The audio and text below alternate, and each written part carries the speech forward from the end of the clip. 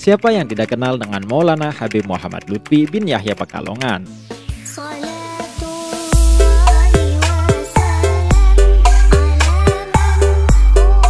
Beliau ialah keturunan Rasulullah Shallallahu Alaihi Wasallam ke-37 dari nasab ayahnya dan ke-35 dari nasab ibunya.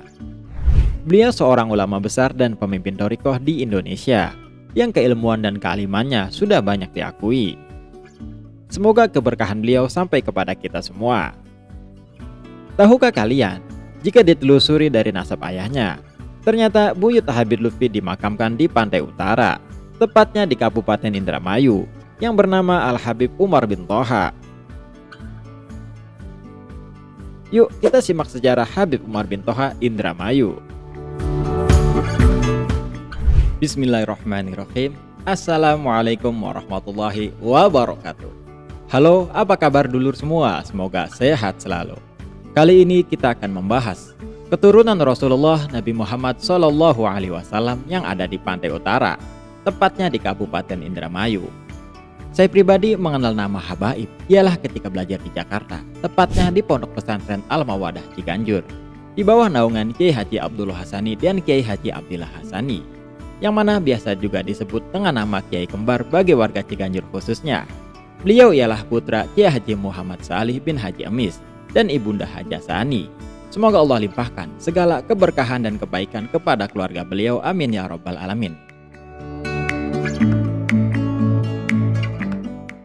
Pondok Pesantren Al-Mawaddah Ciganjur ialah suatu lembaga pendidikan yang memadukan antara sistem salafiyah dan sistem modern. Untuk para sahabat yang ingin mendaftarkan putra-putrinya ke Pondok Pesantren Al-Mawaddah bisa cek kontak di bawah ini atau cek profil pesantren di kolom deskripsi.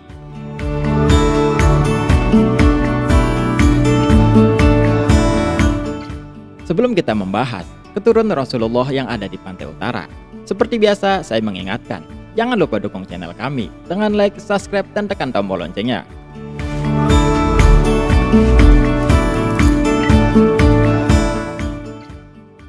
Sallu ala khairil anam al-Mustafa badrut tamam. Sallu alaihi wa sallimun يشفع لنا يوم الزحام يا نفس طيبي باللقاء يا عين قوي عينا هذا جمال المصطفى. Nama Habib atau Habaib bagi masyarakat Indramayu sangatlah kurang familiar. Dan bahkan saya pribadi pun waktu kecil sangat kurang pemahaman dengan nama Habaib atau keturunan Rasulullah. Maka dari itu kali ini kita akan membahas para Habaib yang ada di Indramayu. Di antaranya yang telah saya rangkum ialah ada Habib Umar bin Thaha bin Yahya, ada Habib Syekh Indramayu, ada Habib Muhammad bin Abdurrahman As-Segaf, ada Al-Habib Yusuf bin Ahmad bin Yahya, Al-Habib Abu Bakar bin Abdullah Ba'dud, dan Al-Habib Salim bin Yusuf bin Jindan, dan Habib Keling Kerangkeng.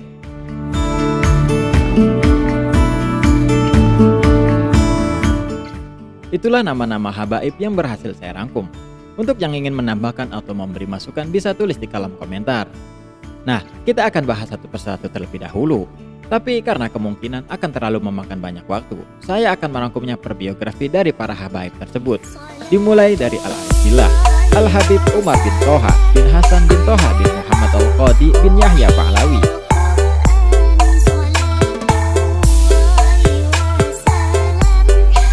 yang tidak lain ialah buyut dari Habib Muhammad Lutfi Pekalongan.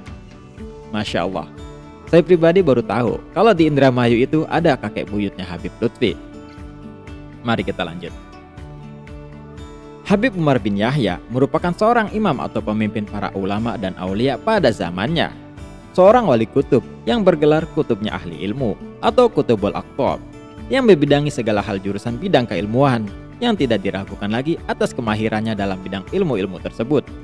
Masya Allah, Habib Umar bin Thaha mendapat gelar Kutubul Aqtab. Kalau bahasa kerennya tuh paling jagonya atau paling menguasai dalam bidang keilmuan. Masya Allah, semoga keberkahan sampai kepada kita semua, amin.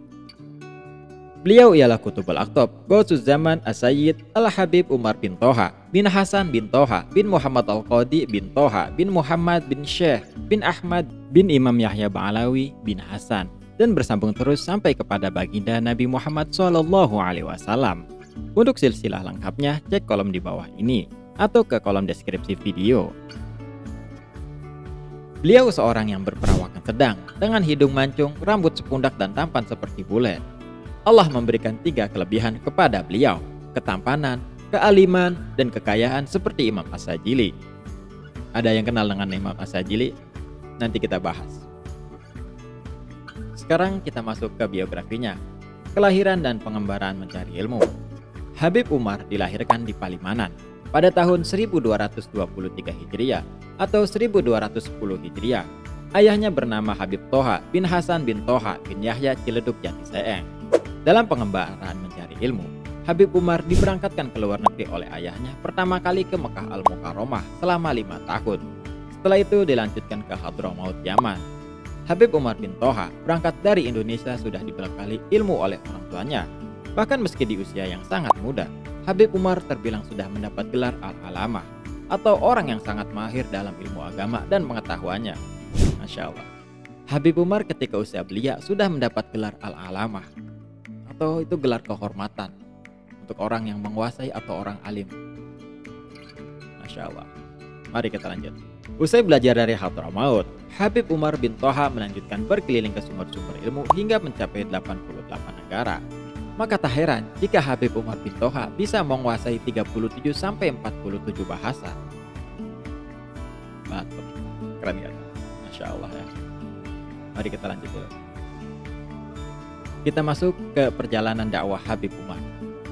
Dalam pengembaraan mencari ilmu itu, Habib Umar bin Thoha juga melakukan dakwah, termasuk diantaranya ialah ke negeri Shanghai, China, yang pernah menjadi tempat dakwahnya selama 6 tahun. Sehingga banyak penduduk setempat yang akhirnya mengikrarkan 2 kalimat syahadat atas bimbingan Habib Umar bin Thoha. 88 negara, salah satunya negara China.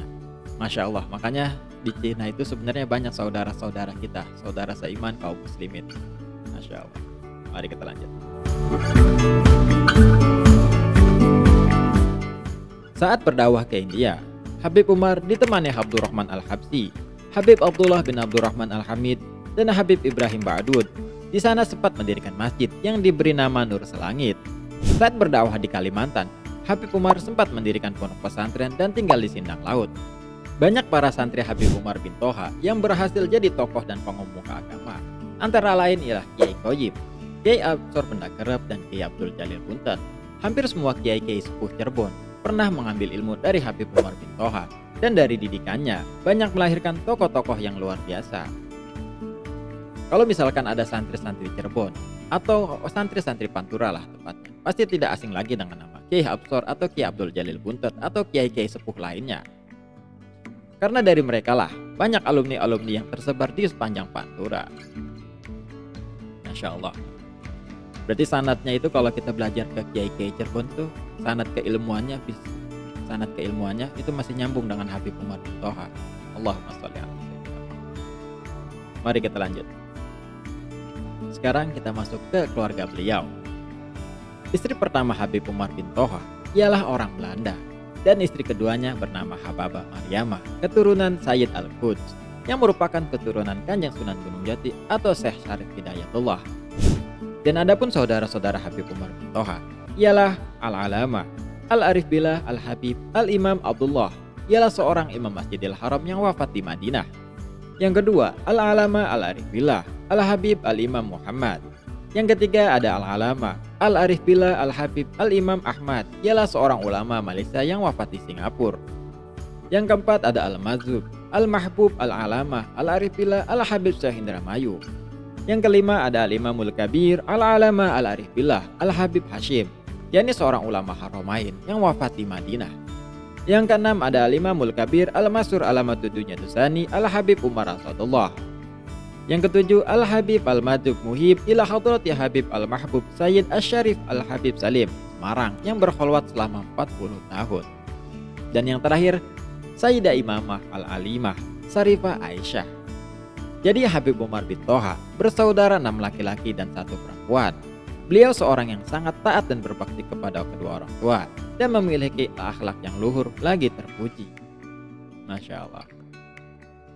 Saudara-saudara Habib Umar bin Toha semuanya menjadi orang besar. Habib Umar bin Toha mendapat julukan sebagai Asadullah, sebagaimana dalam kisah perjalanan dakwahnya. Habib Umar bin Toha mendapat gelar Asadullah atau singanya Allah. Penasaran bagaimana gelar itu didapatkan? Mari kita simak lagi perjalanan dakwah beliau. Ketika Habib Umar bin Toha hendak pulang dari Afrika menggunakan kapal laut, di dalam perjalanan menuju pelabuhan, beliau dicegat oleh seekor singa betina. Rombongan yang menyertai Habib Umar berusaha mengusir singa tersebut, tetapi singa tersebut selalu kembali mencegat Habib Umar hingga 3 kali berturut-turut. Akhirnya Habib Umar pun paham dan menyuruh orang-orang agar tidak menghalau untuk mengusir singa tersebut. Singa itu lalu berjalan menuju suatu arah dan diikuti oleh Habib Umar bin Toha. Sesampainya di suatu tempat, ternyata terdapat 3 anak singa yang masih kecil-kecil. Ternyata singa betina itu adalah induk dari 3 anak singa tersebut. Nampak singa betina itu seperti memasrahkan ketiga anaknya kepada Habib Umar sebelum sesaat kemudian ia mati. Maka dipeliharalah ketiga anak singa kecil tersebut oleh Habib Umar dan ikut pulang ke dalam perjalanan menuju Hadramaut.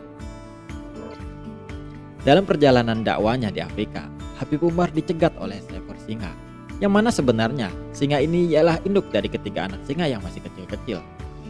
Mungkin singa ini paham menitipkan anaknya kepada salah satu wali Allah. Penasaran untuk apa kedepannya? Mari kita simak lagi dakwah beliau. Ketiga singa tersebut dipelihara oleh Habib Umar hingga pulang ke Indonesia dan tinggallah di Indramayu, Jawa Barat. Beliau juga mendapat hadiah seekor harimau dari Ki Ageng Sela dan 1 lagi seekor kuda jantan yang tinggi dan gagah. Kemana-mana beliau senantiasa menunggangi kuda dan gawal oleh ketiga singa dan harimau tersebut. Karena dikawal singa ini pula, Habib Umar bin Toha bin Yahya dikenal dengan sebutan Habib Umar Asadullah atau singanya Allah. Mungkin si induk singa mengetahui bahwa yang lewat itu ialah wali Allah, sehingga ia memasrahkan anaknya untuk menjadi pengawal dari sang wali tersebut yang tidak lain ialah Habib Umar bin Toha. Masya Allah. Hewan pun bisa luluh kepada beliau, apalagi kita manusia yang penuh dosa. Mari kita lanjut dulu. Kita masuk ke jasa-jasa perjuangan beliau.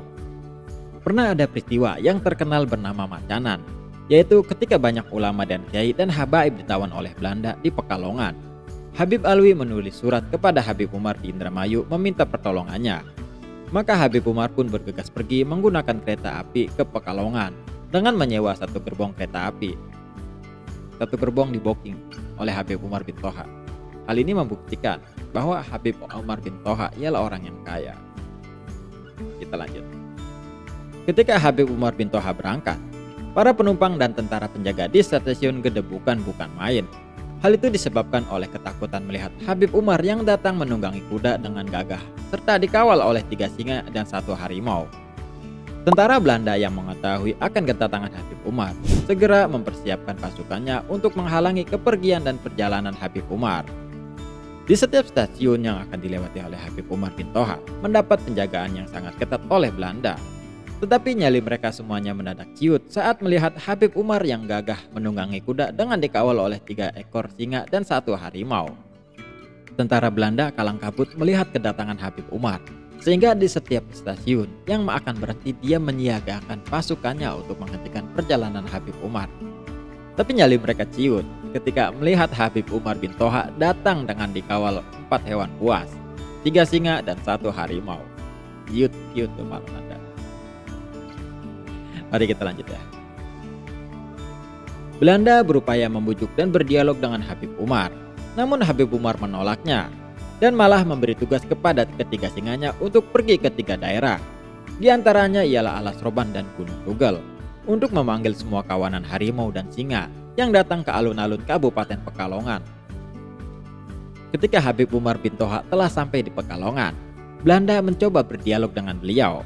Tapi beliau nggak mau berbicara sedikit pun dan malah menyuruh ketiga singanya untuk berpencar ke masing-masing daerah, terutama ke hutan-hutan dan ke pegunungan, yang mana mereka ini ditugaskan untuk memanggil kelompok mereka atau memanggil koloni mereka yang berbondong-bondong menuju Pekalongan. Kantor Belanda digeruduk singa. Ciut-ciut ya tuh nyali. Mari kita lanjut ya. Jawaban tegas Habib Umar kepada Belanda, tidak ada dialog, silahkan kalian berbicara kepada kawanan singa dan harimau ini. Jika tidak dilepaskan segera, hari ini para tawanan tersebut. Melihat hal tersebut, pihak Belanda pun menjadi ciut dan ketakutan. Akhirnya tawanan yang terdiri dari ulama dan kiai serta habaib semuanya dibebaskan tanpa syarat. Diancam pakai singa, nyalinya ciut kan. Kemudian setelah para tawanan dibebaskan, Habib Umar pun datang dan berbicara kepada gubernur dan bupati Belanda untuk berdialog dan berkata, sekarang waktunya untuk berdialog. Berkat dialog inilah terjadi perubahan aturan politik Belanda yang mulanya tidak memperbolehkan sekolah atau dibatasi hanya 2 kelas saja. Akhirnya diperkenakan untuk sekolah bagi pribumi. Pada masa kolonial Belanda, rakyat pribumi diperbolehkan sekolah tapi nyampe kelas 2. Tapi setelah dialog Habib Umar bin Toha kepada gubernur dan bupati Belanda, akhirnya ada perubahan sistem pendidikan, yang mana akhirnya pribumi diperbolehkan sekolah sampai lulus. Dari beberapa sumber yang kami dapat, Habib Umar bin Toha memiliki beberapa pasukan khusus peninggalan ayahnya, atau yang lebih dikenal dengan nama pasukan Cipeting. Sewaktu perlawanan Raffles Inggris hendak menduduki Kesultanan Yogyakarta, banyak pasukan Inggris yang tiba-tiba dihabisi oleh pasukan Cipeting. Hubungan Habib Umar sangat dekat dengan Kesultanan Yogyakarta. Karena ketampanan Habib Umar bin Toha, putri gubernur jenderal Belanda menjadi tergila-gila kepadanya. Dan akhirnya pun ia dinikahkan dengan Habib Umar bin Toha setelah peristiwa Karawang. Ada yang tahu peristiwa Karawang? Mari kita simak. Waktu itu Karawang daerah Waduk Gede disayembarakan karena setiap musim banjir, kota Karawang terendam oleh air yang mengakibatkan pertanian di daerah tersebut hancur rusak semuanya. Ternyata ada satu sumber pusat pertemuan Sungai Cimus, Citarum, dan Ciliwung yang menyebabkan alirannya tersebut tersendat. Di situ menjadi tempat istana jin. Tepatnya di dalam pusat pusaran tersebut. Dengan izin Allah, Habib Umar bin Toha yang berhasil menundukkannya, akhirnya aliran air sungai pun menjadi terpecah dan lancar. Jadi di Karawang itu ada 3 sungai, Cimus, Citarum, dan Ciliwung yang sering banjir. Usut punya usut, ternyata di pertemuan ketiga sungai itu ada istana jin, yang mana menyebabkan orang-orang kesusahan karena airnya meluap dan membanjiri persawahan. Namun akhirnya, jin itu berhasil ditundukkan oleh Habib Umar bin Toha. Dari kejadian ini, lalu Habib Umar diberi penghargaan oleh Belanda. Bahkan waktu itu dibangunkan tugu penghormatan di daerah tersebut dan dinamakan dengan nama Waduk Gede. Sejak saat itu, Habib Umar bin Toha kemudian dikenal dengan julukan Keramat Gedongan. Keramat Gedongan, berarti keramat itu kan sesuatu yang hal dimuliakan ya. Keramat dan gedongan itu gedong besar ya, berarti orang yang mempunyai keramat besar atau ya karomah lah, karomah dengan besar. Bukti kealiman dan kemuliaan beliau. Pernah suatu ketika datang para ulama mufti dari berbagai negara ke Indonesia. Ada sekitar 200 ulama, masing-masing memiliki satu permasalahan yang hendak dipecahkan. Pada saat itu mereka datang ke Batavia atau Betawi ya. Betawi itu kota Jakarta. Mufti Betawi pada waktu itu adalah Habib Usman bin Abdullah bin Akil bin Yahya. Beliau hanya bisa menjawab 20 permasalahan dari 200 permasalahan yang disampaikan. Akhirnya Habib Usman berkata, permasalahan ini hanya bisa dijawab oleh saudaraku yang bernama Habib Umar bin Toha bin Yahya di Indramayu. Akhirnya 200 ulama mufti tersebut berangkat ke kediaman Habib Umar di Indramayu. Habib Usman lupa untuk memberitahukan kepada Habib Umar perihal akan kedatangannya para ulama tersebut. Dan ketika sampai di rumah Habib Umar, 200 tamu ulama mufti tersebut melihat Habib Umar sedang duduk santai bersanding dengan istrinya yang bule. Karena Habib Umar juga berperawakan seperti bule, mereka mengira salah masuk rumah. Setelah kembali ke Batavia, Habib Usman pun tertawa dan mengatakan bahwa rumah yang didatangi itu sudah benar. Orang yang seperti bule itu ialah Habib Umar. Akhirnya mereka kembali lagi ke rumah Habib Umar dan seluruh permasalahan dapat diselesaikan di tangan Habib Umar bin Toha. Masya Allah, sungguh luas ilmu beliau. Pada peristiwa ini, ada satu pelajaran yang sangat mahal dan berharga, yakni ketika Habib Umar hendak menjawab permasalahan terutama yang berkaitan dengan Al-Quran dan Al-Hadis. Beliau meminta izin untuk mandi terlebih dahulu. berwudu dan melakukan sholat. Kemudian keluar menemui kembali para tamu dengan mengenakan pakaian dan jubah lengkap dengan wewangian yang sangat harum. Tak lupa di tangannya membawa wewangian dan gaharu, menunjukkan betapa beliau memuliakan serta mengagungkan ilmu. Pernah Habib Umar kedatangan tamu seorang berkebangsaan Perancis. Saat itu beliau sedang berada di pekarangan rumahnya. Namun orang Prancis tersebut yang ditemani seorang penterjemah tidak mengira kalau yang ditemui di pekarangan rumah tersebut adalah Habib Umar bin Toha. Karena penampilan Habib Umar saat itu memang sangat santai dan bersahaja, tidak nampak seorang ulama besar. Walaupun perawakan Habib Umar memang sangat gagah dan ganteng berkulit putih, namun masih saja mengecoh tamunya itu. Sesaat kemudian, Habib Umar pun masuk setelah mempersilahkan tamunya duduk. Beliau lalu keluar dari kamarnya untuk kembali menemui tamunya itu. Spontan si tamu kaget karena orang yang tadi adalah Habib Umar itu sendiri. Lalu dimulailah percakapan oleh tamu tersebut. Habib Umar menyimak dengan baik apa yang disampaikannya. Sebelum semuanya disampaikan, Habib Umar bin Toha sebetulnya tahu maksud inti yang disampaikan. Karena Habib Umar memang menguasai 47 bahasa dengan sangat baik termasuk bahasa Perancis. Namun karena memang sifat Habib Umar yang sangat menghargai ketidakpahaman tamunya tersebut, beliau menyimak dengan sangat baik apa-apa yang disampaikan. Sungguh hal ini menunjukkan akhlak luhur dan mulia, akhlak yang diajarkan oleh datuknya baginda Nabi Muhammad SAW. Serta hal ini juga yang menunjukkan kealiman Habib Umar akan ilmunya dan mengamalkannya. Lalu Habib Umar meminta izin dan menyampaikan kepada penterjemah untuk diperkenankan bertanya kepada orang Prancis tersebut secara langsung dengan bahasa Prancis. Habib Umar bertanya, yang artinya apa benar ada sesuatu yang ingin disampaikan secara empat mata denganku? Sontak orang Prancis tersebut kaget karena mengira Habib Umar tidak memahami bahasa Prancis. Kemudian Habib Umar meminta dengan sangat hormat kepada penterjemah tersebut untuk menunggunya di teras. Masya Allah, akhlak Nabi sungguh mulia sebagaimana keturunannya. Setelah undang-undang itu disampaikan semua, akhirnya Habib Umar menyampaikan saran, pendapat, dan pandangannya atas masalah tersebut. Kembalilah orang Prancis itu dibuat terkejut dengan apa yang disampaikan oleh Habib Umar bin Toha, serta mengakuinya betul apa yang disampaikan oleh Habib Umar. Kemudian Habib Umar meminta orang itu untuk mengikuti saran-sarannya saat kembali ke Perancis. Sewaktu kembali ke Perancis, orang tersebut mengikuti semua saran dari Habib Umar. Dengan izin Allah Subhanahu wa Ta'ala, dengan mudahnya masalah-masalah yang memberatkan selama ini dapat diselesaikan. Beberapa waktu kemudian, orang Prancis tersebut mengajak keluarganya ke Indonesia untuk bertemu langsung dengan Habib Umar bin Toha di Indramayu. Ketika bertemu Habib Umar, pada akhirnya keluarga orang Prancis tersebut mengucapkan 2 kalimat syahadat di depan Habib Umar bin Toha bin Hasan bin Yahya.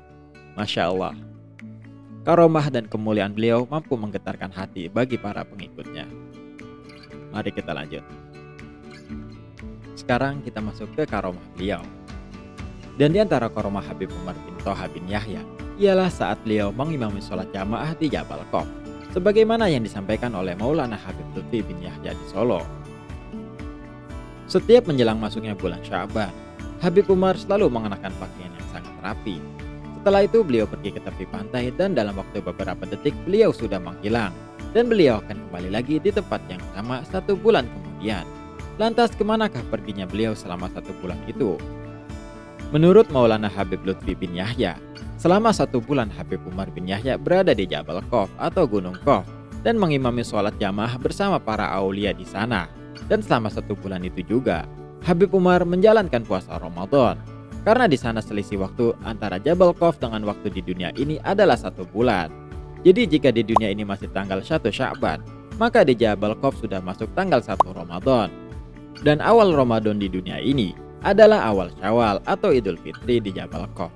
Jadi ketika beliau kembali ke Indramayu, beliau sudah melaksanakan puasa Ramadan di Jabal Qof selama 1 bulan. Maulana Habib Lutfi juga menceritakan tentang salah satu murid Habib Umar bin Yahya di Indramayu yang dibawa ke kota Madinah hanya dalam waktu 1 detik. Murid itu namanya adalah Mbah Daro. Saat itu ia sedang berada di pengimaman Masjid Indramayu bersama Habib Umar. Ia kemudian diajak pergi ke kota Madinah oleh Habib Umar dengan perjalanan tempuh hanya dalam 1 detik dan menjalankan sholat jamaah di sana. Setelah sholat jamaah selesai, Habib Umar mengajaknya untuk pulang kembali ke Indramayu. Namun Mbah Daro menolak. ia lebih memilih menetap di Madinah dan tinggal di sana selama 7 tahun. Waktu itu pula ia menimba ilmu kepada masyayikh yang tinggal di Madinah, sehingga sepulang dari sana dia dapat menjadi orang yang alim. Badarwo awalnya adalah seorang penjahat yang paling ditakuti di desanya. Lantaran kesaktiannya ini, ia juga dikenal menguasai berbagai macam ilmu hitam dan ilmu kekebalan.